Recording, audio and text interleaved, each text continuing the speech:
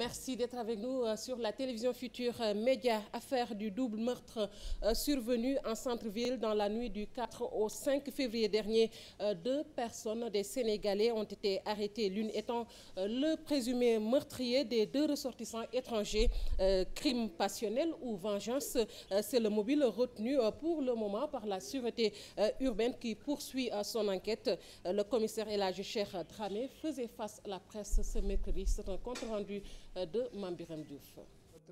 On a trouvé 2 corps inertes et sauvagement poignardés avec plusieurs coups qui étaient visibles dans un même salon.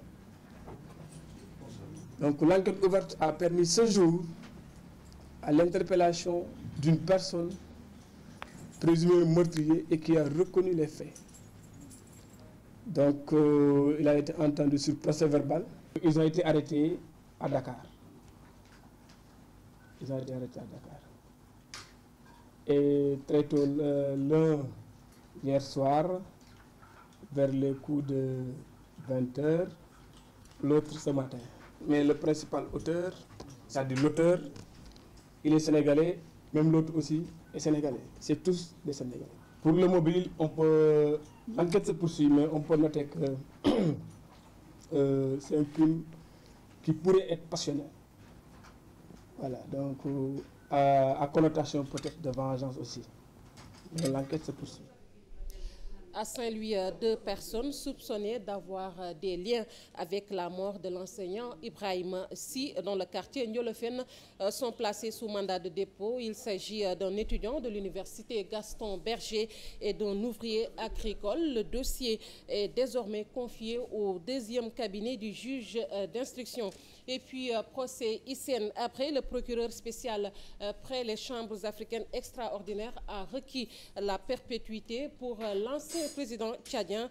Mbacké Fall réclame aussi la confiscation de ses biens, nous dit Alassane Ba. Le parquet n'a pas varié dans ses propos.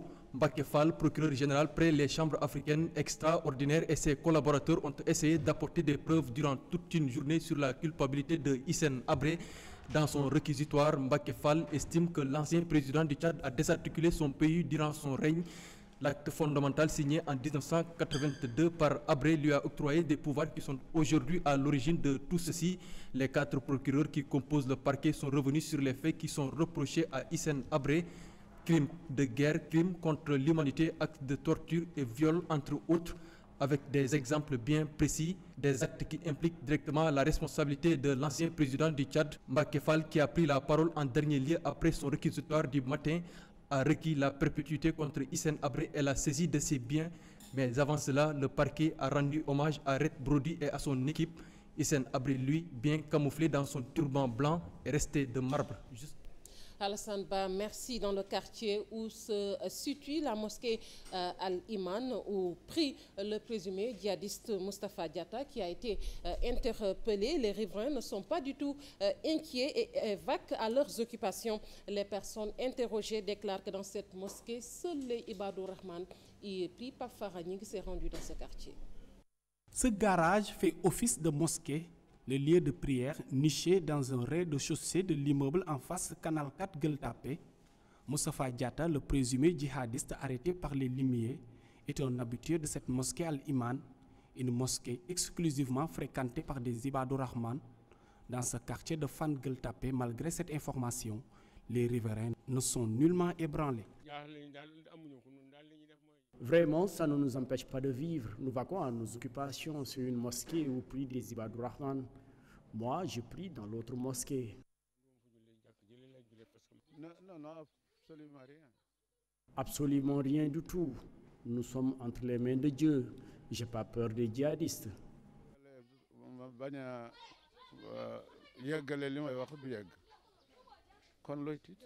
Ces vieux profitent de cette occasion pour condamner les actes des djihadistes. Pour eux, cela n'est pas conforme aux préceptes de l'islam. Je maîtrise la charia et autres connaissances de l'islam. Ces actes sont condamnés par la religion musulmane. C'est de l'imagination. Le Guinée-Barry, c'est des imaginations. J'ai vécu plus de 100 ans ici. C'est la première fois que j'entends ce mot djihadiste. Autrefois, les lieux de culte servent uniquement pour la prière et la dévotion, mais pas pour former des djihadistes. On peut passer devant la mosquée Al-Iman sans la remarquer, même si une personne a été arrêtée. C'est comme si rien ne s'était passé dans ce quartier où les gens vaquent normalement à leurs occupations.